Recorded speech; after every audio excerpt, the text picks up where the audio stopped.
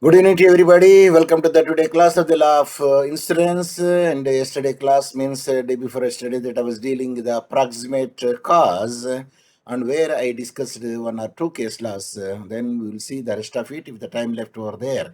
Then I will continue the doctrine of approximation. Yes, read what I posted on the screen so that you could know that what I yes, where it is gone. This has come. Okay, let me check it once again. Where it is gone. Yes, then I will make it out 10. Yes, yes, yes. This is the thing which I want to make it out. Yes, read what I posted on the screen. Yes, unmute and read what I posted on the screen. Sir, good evening. What is the doctrine of approximation? Doctrine of approximation refers to a legal principle that authorizes a court to vary the details of a trust administration to carry out the intentions of the truster or to preserve the trust. Doctrine of approximation is also known as equitable doctrine of approximation. Professor Dr. Muhammad Sahib Hussain. Yes, that means you could hear and you could see the screen, what I posted on the screen. So now let us go to our point because yesterday that I dealt in my last class that I dealt the Gasket versus Law Union. The union issued a fire policy to an uninsured covering fire, but storm or cyclone, etc. There was a fire in the insured premises due to which the walls lost strength but were standing. Some days later, there occurred a furious storm which caused the walls to fall. The insured lodged a fire claim. The insurer repeated the claim on the ground that the storm and the not fire approximately caused the loss. The dispute went up to the court. It was held that the approximate cause of the loss was the storm, and therefore the insurer was entitled to repudiate the claim. So it depends upon the case to case on the merits of the case, which is the approximate cause, where the efficiency would be there, then we can say it is the approximate cause. When the two remote cause would be there, then we cannot say that the approximate clause could be applied over there. So that was the case law. Then the next case law is Rogers versus Whitaker. That case law says an ordinary fire policy was given to cover the warehouse. What is the warehouse? Yes. What is meant by the warehouse? Warehouse means in a central government godown, sir. Yes, yes. That is the warehouses, godowns. Like FCA godowns are there, no? So that is a godown, that is British terminology, and I'm sure that warehouse is a American terminology, it seems. And the policy excluded war or warlike operations because only the fire insurance was there for the warehouse and it is excluded from the war or warlike operations, etc. Nevertheless, the warehouse was completely damaged by fire arising from a bomb being dropped from an enemy aircraft. That is called strafing or strafe means bombing through the aircraft to the downwards. It is called strafe or strafing. Let us see the whether it is the right word or not. Strafing or strafe. Staraf. Strafing. Strafing or yeah, strafing is a military practice of attacking ground target from the low-flying aircraft using the aircraft-mounted automatic weapons. See here, the aircraft is dropping the. See, this is the aircraft. They're dropping the bomb downstairs. That is called strafing. So the strafing was done there, and because of strafing, there is the explosion. That explosion created the fire. That fire damaged the property. That is the whole story. So the insurer repudiated the liability on the ground that even though the warehouse was damaged by fire, the proximate cause of the damage was a warlike operations, that is the enemy action, and the fire was simply a remote cause. On the other hand, the judgment is given in favor of the insurer, maintaining that the loss was approximately caused by the enemy action, not covered by the policy. So here, the remote cause is the fire, and here proximate cause is for the bombing, and the bombing is not included in the policy because it's the enemy bombing and warlike operations. Hence, the insurer is not covered by the policy here. So that was the decision is given over there. So the cause of action is the bombing. The bombing is not covered under the policy. Hence, the insurer will not pay the amount to the insured. So that was the case law here. Can we read the Cox versus Employers Liability Assurance or Assure? Yes. Punks versus Employers Liability Assurance 1916. This case is important particularly because it relates to a situation wherein the applicability of proximate cause was modified by special policy wordings. It was a personal accident policy covering accidental death but not caused directly or indirectly by or traceable to war. The fact was that the insured was knocked down by a running train in the course of his duty as a military officer whilst guarding a railway line. So he is a military officer. He was guarding the railway track. At the time, he was down by a running train. So it was held that even though the proximate cause of his death was accident, the claim under the policy was not recoverable. Simply, the cause of death would be remotely traced to war, which was excluded from the ambit of the policy coverage. Had the wording of the policy not been like that, the claim would have been payable under the policy.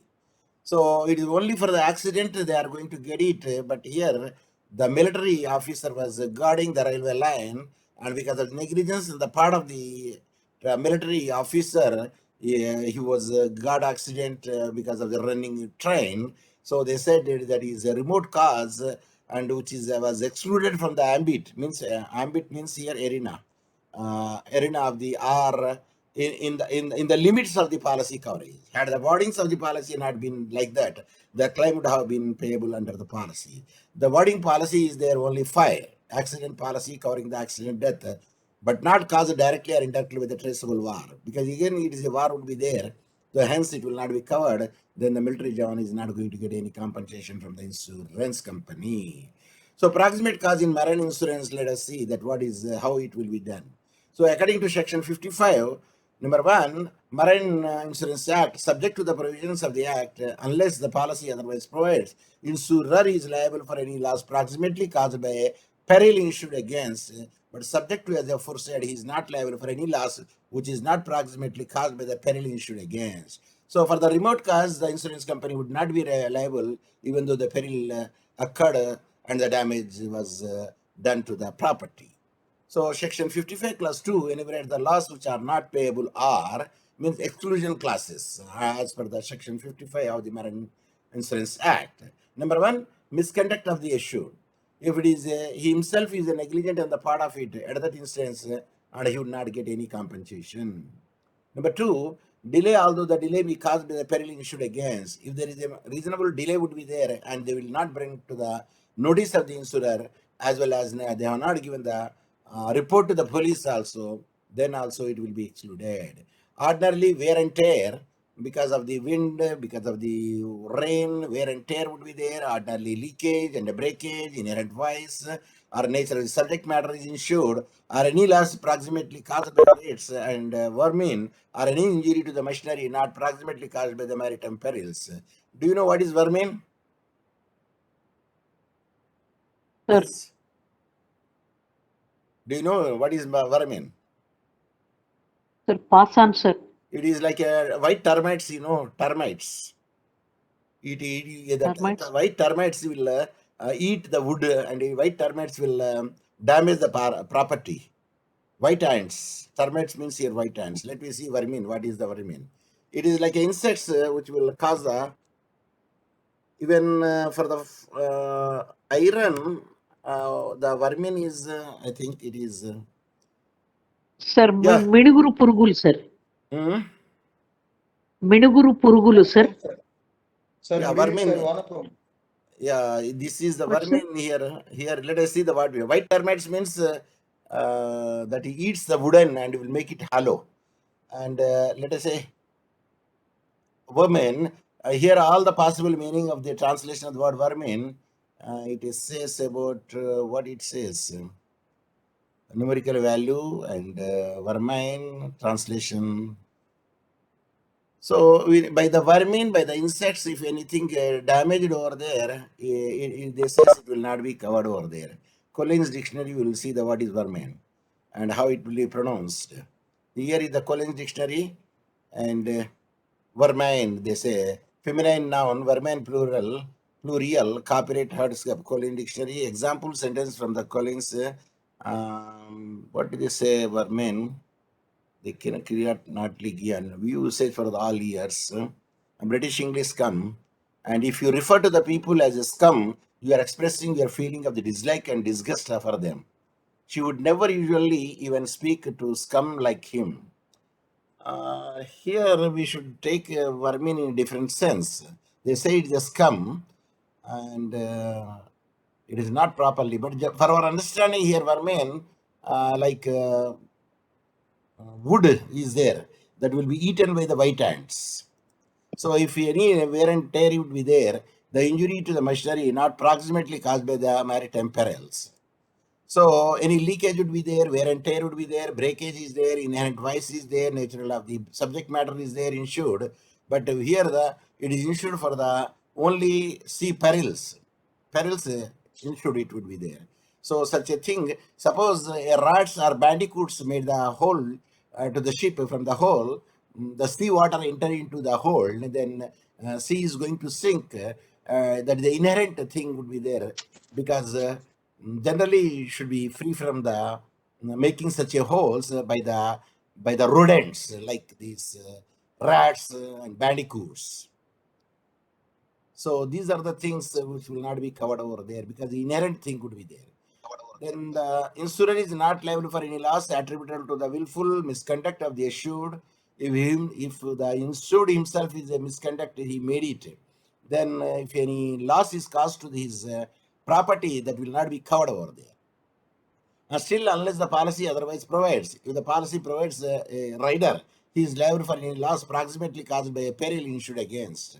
So it will be very much clearly written over there in the policy document that what are the things should be covered, what are the things should be excluded.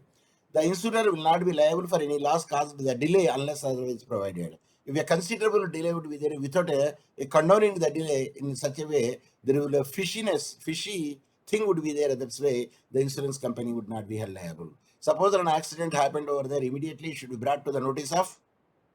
It is brought to the notice of whom?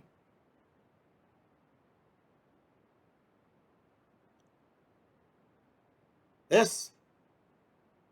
If any insured item is damaged either by the fire or by the marine peril, one should have to, who has to make it to the notice of whom? Insured should have to make the notice to To whom? insurance company, sir. To the To insurance company, insurance number company. one. Number two, even to the police also, in whose jurisdiction the thing has happened. The insurance is not liable for the ordinary wear and tear, ordinary leakage and breakage. Ordinary wear and tear, the insurance company is not liable. Suppose if the vessel is too old, then it got rusted because the rust or some of the chips came out from the iron because of the rust. Then the thickness of the iron sheet will be lessened because of the turbulent waves whose pressure is more. Then it will give the weight because the part is rusted over there. Then the thickness will be lessened. Then there is a possibility that there will be a leakage from the hold or from the waves. Then the sea water will enter into the hold, or the hold in the sense the lower part of the ship is called hold. At that instance, such a thing will not be covered by the insurance company. Or for any loss approximately caused by rats or vermin. Here, vermin we will take it like insects which eats away, or for any injury to machinery not proximately caused by the maritime perils. So in this way also, which we cannot be see that is the proximate cause, and merely wear and tear and negligence on the part of the issued himself is there, then naturally the insurance company is not liable. So Dover says, you read this, what Dover says. Yes? However, says the cause proxima of loss is the cause of the loss, proximate to the loss, not necessarily in time, but in substancy. Thus, while remote cause may be disregarded in determining the cause of a loss, the doctrine of must be interpreted with good sense. Yes, you did not read like a Professor Hussain. Dower says, I quote, the cause I proximate quote. for your loss. That is the way of writing. If your loss is the cause of the loss, proximate to the loss, not necessarily in time, but in efficiency also. Thus, while remote causes may be disregarded in determining the cause of loss, the doctrine must be interpreted with a good sense. I unquote. So that is the way of reading the things. So now the question comes over there. If it is a proximate cause or remote cause, that will be decided by the efficiency of the damage. It is the inefficiency of the damage would be there, then naturally it will not be covered. To uphold and not defeat the intention of the parties to the contract, thus the proximate cause Sir, is the actual. Yes, excuse me, sir. yes, please say. Incur another one in sir. Pardon? Symbol incur. Repeat. Quote. I unquote. Yeah, you say I quote here when you are reading. Dower says Spelling is I quote sir, spelling. quote QUOTE quote quotation Okay. quotation quote. I will show you that. Quotation I quote. You quote. know quotation quote, that is the quotation. This is, Yes. and this is the quotation. When you say in the verb form, you say quote, and when you say past tense, quoted. Noun, quotation. Is it clear? Yes, sir. Yeah, that is the way you have to read it. In the international conferences, no, they will check it, the way of reading also. So that is the way of it. So there must be a direct or indirect intervening cause should be there. The insurer will be liable for any loss approximately caused by the peril insured. Now the question what I want to say is, it is a remote cause or it is a very near cause. Like that proximate cause in life insurance, I told you one. Suppose 10 bricks are standing over there. A football player give the kick to it, then 10 will fell down. And whatever the loss is caused over there, there is no break of chain. At that instance, even though it is a too remote would be there, but still it will consider as a proximate cause. And because there is no break of the chain.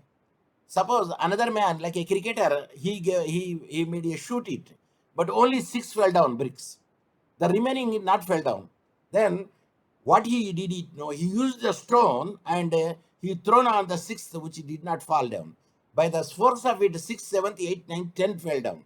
But at that instance, we cannot say it is the proximate cause of kicking.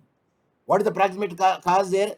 Throwing the stone on the sixth brick is the proximate cause because the chain is broken. Is it clear? Yes, sir. Clear, Yeah, sir. that's the same thing. The same thing here it is shown in the example. You read the example.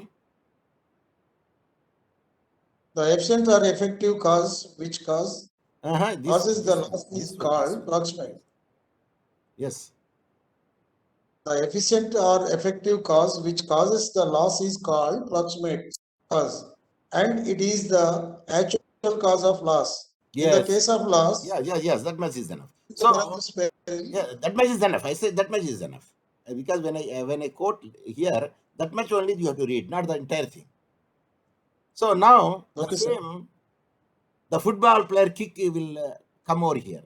If the football player he made a force and kicked the first, suppose here he kicked it with a force, all of them fell down. Is there any break of chain? No, sir. Suppose only 6 fell down, 7th, 8th, 9th did not fell down. Then he took a stone and thrown on the 6th one. Then other thing fell down.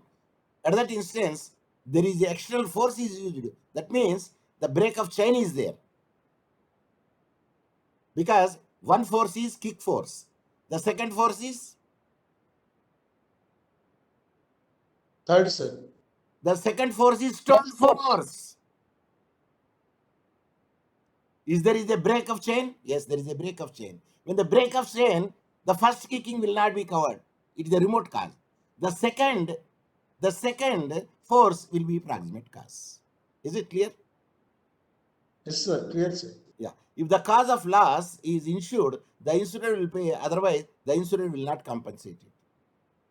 If the remote cause is there, the insurance company is not liable. If the proximate cause is there, the insurance company is liable. But how could you know it's a remote cause or proximate cause? Depending upon the nature of the case and the merits of the case, we can make it out. In life insurance, let us say, causa proximate cause in life insurance. Doctrine is not applied because insurance is bound to pay the amount of insurance, whatever may be the reason of death. For example, it by a natural or unnatural. In the life insurance, there is no proximate cause, there is no remote cause. Death, a death. Sir, if somebody is killed, yes, it is also death. Sir, it is not a natural death. No doubt, because they say death. They did not say natural death. Are you following me? Yes, sir. Yes, sir. So that is the in the life insurance, the proximate cause, remote cause will not come into the picture, but in the general insurance company, yes, it will be counted. Yes. So you read this one. Yes, only that one. And So this principle is not of much practical importance in connection with life assurance, but in the following cases, the proximate causes is observed in life insurance. yeah, generally, proximate cause is not counted in the insurance, life insurance. But in some cases, yes, proximate cause is counted. Let us see what are the insights. War risk. The policy issued in the exclusion of war and aviation risk. What is aviation? If you know it, you tell me. If you don't know it, I give the one equation. Say, pass on. Awesome, sir. Aviation means aeroplane in the air, it will go over there, that is called aviation.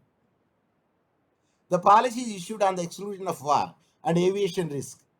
Exclusion, I said, exclusion of war and aviation risk means any crash, plane crash. The proximate cause of the death is important because the insurer waives its liability if death occurs. In this case, while the insured was in the field or engaged in the operation of war and aviation, then what would be the reason? And whether he will get it or he will not get it. Only premium paid or surrender value, whichever is higher, is payable, or the total policy amount is not payable.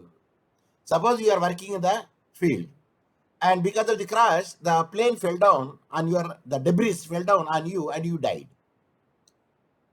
Can the insurance company would be held liable for the costs? In the life insurance, I'm speaking. Yes, it will give it. It will give it that, no doubt. But your death is happened because of the aviation and warlike. So exemption they will take it, but still they do pay it sometime, but not total amount. The total policy amount is not payable because of war and aviation risk are involved over there. Then it will not be paid. Suppose you are working in a field, a snake bit it, and you died. Yes, that will be covered fully, whatever the amount is agreed. Is it clear? Yes, sir. Clear, sir. Suppose you are working in the field and you are irrigating it, and you put the water, but one of the high tension wire fell down and it is inundated in the water. Then the electricity is passed. Then you are electrocuted, high tension wires, and spot you died. Whether it will be covered? Yes, covered, sir. Covered, because it is not a war, it is not a aviation risk. Yes, sir. Now, life insurance and suicide. Suppose a person has to get the suicide, can the insurance company would pay the amount for the suicide? Let us see. No, sir. No, sir. Yeah, No, sir. let us see that. Let us see that. If a suicide occurs within 1 year of the policy, or there was an intention to commit a suicide, the policy payment would be restricted only up to the third party's interest in the policy, provided the interest was expressed at least 1 year, 1 month before the suicide. How could you know 1 month before the suicide? No, what is it? It is No, sir. generally, when the policy is made, there is a nominee is there. So nominee will claim it. The only to the third party's interest in the policy, provided the interest was expressed at least 1 year, 1 year, 1 year month before the suicide. Generally, the suicide cases it will not be paid, but a third party will make the Not accepted, sir. Yeah, if a third party will make insistence. Yeah, tell me. Suicide కి ఉండదు sir అసలు Hmm? Suicide కి అసలు claim ఉండదు. Okay. He is only one son and he is a minor and suicide was done by the father. Now you tell me. Any suicide is not allowed, sir. So let us see that if a suicide occurs within 1 year of the policy or there was an intention to commit a suicide, the policy payment would be restricted. But they did not say not liable, they say restricted. Only up to the third person's interest in the policy provided the interest was expressed at least 1 year month before the suicide. But generally it is very difficult to prove it. Of course, suicide will means if you do the postmortem report, yes, he hanged to death or he took the poison because the toxic death. Suppose somebody is what I say severed his neck at that instance because he knows that he is having a life insurance policy say about 1 million. So intentionally the son or daughters or any relatives or the brothers or sisters, anyone, they murdered it. At that instance, and the people, those who are going to get a nominee, a doubt would be there whether his intention to kill that policy holder or not. If there is an intention to kill the policy holder because of the amount, then he is not going to get it. But what about the children? And there is a nominee also there, and the nominee, because they are dependent, if this amount will not be given, they will be on the roads. So Yes, sir. the court will consider it in the case because the wife is housewife, she is not educated, and moreover, the person who does the work is not a government job. If the government job would be there, generally on duty, if you die now, the mother or the any other person who is suitable in the family will be given the job. Though not exactly the same job, at least the fourth category job. But if such a thing would not be there, of course she can be given a post of a sweeper or some other thing if it is not educated. But here the policy holder, but the point is I am speaking about the insurance, not about the job. If the job is that is the compassionate ground. What about the insurance? If the intentionally killing is there, they are not going to get it. Of course, there is no such an intention would be there, but if a person died, no the full amount will be paid to the wife, that is a widow and a minor child, but a restricted amount will be paid by the insurance company. So that was the thing. See, sometimes no, suo moto, the court will decide based upon the conditions because they are the parasite, mean they are the dependent on the insured.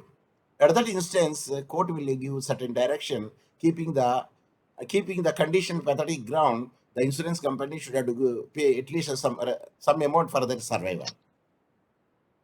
Suppose the insurance company doesn't want like that, let the insurance company go to the appeal. What do you say? What do you say? Sir, you are not happy by the decision of the lower court. What do? Do you kill the judge? Yes? No, sir. Then what do? You go to the appeal. To go to the appeal other court. Yes. Higher court you can approach and see that something Yes, sir. should be done to you. That is the reason Judicial Protection Act is there to protect the judicial officer from taking a revenge by the victim. Are you following me? Say yes. Say Yes, yes. sir. Okay, accident benefit. You read this portion. Anyone? The problem arises when an insured under an accident policy is killed or suffers any injury with an immediate cause and a remote cause.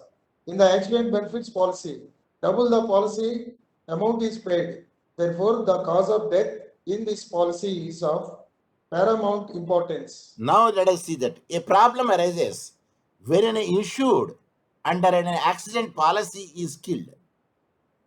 There is accident policy, he was killed, or suffers an injury with an immediate cause or remote cause. Either the immediate cause that he got the injury or the remote cause he got the injury. Doesn't matter. In the accident benefits policy, double the policy amount is paid. Suppose the amount of the policy is say 10,000. At that instant, 20,000 will be paid because of the accident policy he was killed. In the accident Yes, benefits policy, double the policy amount is paid Therefore, the cause of death in this policy is of paramount importance. But the cause of death of the policy paramount importance means how the death happened is a very much important factor. If the death is voluntary, he was killed, but somebody has killed him, or some of the enmity would be there. Then what about it at that time? To get the double amount, they want to kill it. Is it? Yes, sir. Yes, definitely. Because they know that, and he is the nominee, and he wants to kill. If you don't kill that, he is not going to get the amount. If it is such a thing would be there, malicious, the malicious motive would be there, then he is not going to get it. For instance, you take the inheritance. Father is having a lot of property, and no mother, no widow, nothing, only one son. No ascendants, no descendants, except one son. That fellow is not giving because he's given now, that fellow will be spoiled. The intentionally the son killed the father. Now you tell me. He will be disinherited. He will be Disinherited. Disinherited. disinherited means he is not given under the inheritance because his intention is to get the money by killing him. That's the point. Now I have shown something. Can you tell me what it is? Thank you for patient listening. Then what is behind?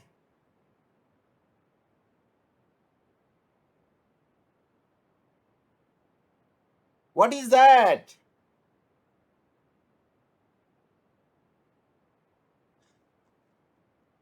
Could you see it? You could not see it. Peacock, sir. Purivippina Peacock. Nemali, sir. Sir, peacock, sir, peacock. Peacock. Purivippina Nemali. Is it a female or a male? Female, sir.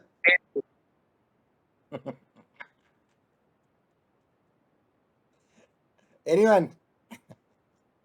Female, sir. Female. Female does not have the train of feathers. Yes, sir. Female does not have the train of feathers. And then train and TREN, train of feathers. The train of the feathers will be sprinkled or stretched to attract the female. So it is the male only having such a thing. That is, I want to show to you. This is, what do you say? Peacock. What is the feminine gender for the peacock?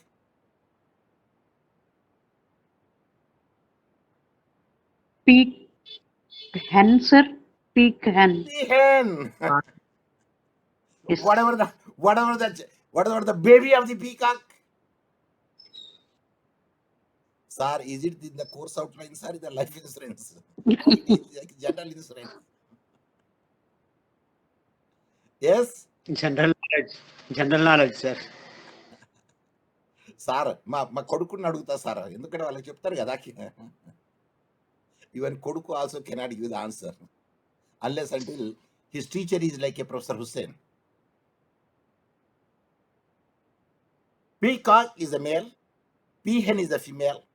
The baby of it is called peachick. What is that? Peachick, sir. Peachick.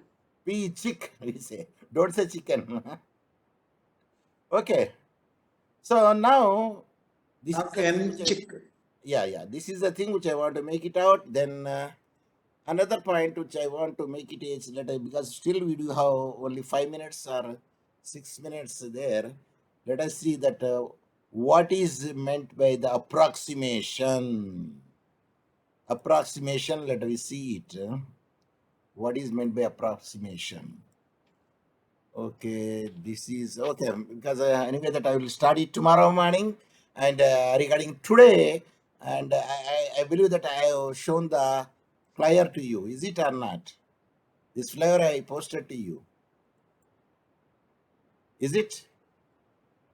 Yes, sir. Yes, Sir. this is an international conference, and yesterday morning my paper was there. I presented it again. Me and one of the students from Tanzania to whom I taught. So a joint other paper we made it, but I told him, I trained him, but anyway, untoward incident happened. and his battery is low of the laptop and he could not connect it. And the organizer asking me, Professor Hussain, why don't you continue it? Madam, I already continued it yesterday.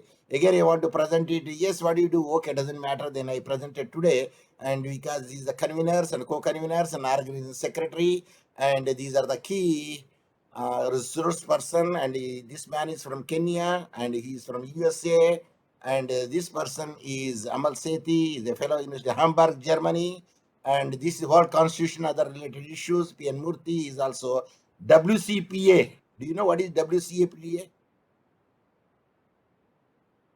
World Constitution and other related Parliament issues. Association. So is a me and P.N. Murthy, he was also a key speaker. Of course, he's for fifth session. He's a resource person, and here the these are chairpersons for the seminar conference. Chairperson Ushashi Guha, and third session is Hemlata Telesa, and Dr. Richard Sharp. The fourth session. But chairperson, he's from Emeritus Professor Shanti Niketan, West Bengal, and he was for the fourth. Then another it is Professor Dr. Muhammad Sahib Hussain, is the fifth World Constitutional other related issue. Tomorrow morning at the 10 o'clock, I will be hearing the session for the chairperson, and then I will brief them who are the participants regarding their views regarding the World Constitution. This is the flyer which I posted to you. But I don't know in the first flyer, my spelling, my name spelling is different. But here I told them, if you want to displease anybody, please, you write the wrong spelling enough. His BP will be shoot up. So I told them, then immediately they cleared it. They write the Muhammad in the style which they are supposed to write it. And when you say the international conference, and generally the international figure should be there. Is it there or not? When you say the international conference, international figure should be there. Did you find the international figures here? Say yes, sir. Especially the chairpersons. Are you hearing me? Yes, sir. Yes, sir. Especially the chairpersons and the keynote speaker should be, at least in the session, in the technical session, one should be there. Otherwise, it will not be considered. Generally, we don't say international conference because the fifth session and the Professor P.N. Murthy sir is there and he's the resource person. I say World Constitution Parliament Association is attached over there, and he is the person who is going to the keynote address. In the technical section, these are all the people Indians. These are all, and here, did you know? See, is it my spelling, right spelling? Sir, abbreviation, sir. How could you make abbreviations? Sir, We are not just supposed- only MOHD, sir. Muhammad Sahib Hussain. Can I write the Hussain in that style which is shown there? No, sir. Double M, not there, sir. E should not be there. A should be there. HUSSAIN. Yeah. And never, Muhammad should not be abbreviated. Muhammad should not be cut short. Muhammad should not be right in contract form. Muhammad is the Prophet Muhammad name. You should not be cut short, not abbreviated, not acronym. So you have to write total Muhammad. Suppose if the length is very much, then you can say S full stop, Hussain you can write it. So that is the style of writing. And tomorrow that my session would be there. I will take up the 11:25 to 11:30. I will brief it tomorrow in the morning hours from 11:25 to 11:30. So the introduction, man, is a 20 minutes time is given, 30 to 55 minutes, 25 minutes time is given for me to 4 participants are there. And the 4 participants, what they said, I have to give the review for that one. Later on, the vote of thanks, then the schedule is a valedictory function would be there. It is at 12 o'clock, 12:30, and end by 2 p.m. That means tomorrow class as usual in the right time for the law of insurance for you and the family law for the other people. There is a Muslim law. So with this, I would like to wind up today, and tomorrow you have to read Doctrine of Approximation. What is that? Doctrine of Approximation. Approximation that you have to read. Approximation. So let me take the bye. I would like to stop today's class, stop staring, and Thank you, sir. then Thank you, sir. Thank you, sir. welcome, end of the meeting. And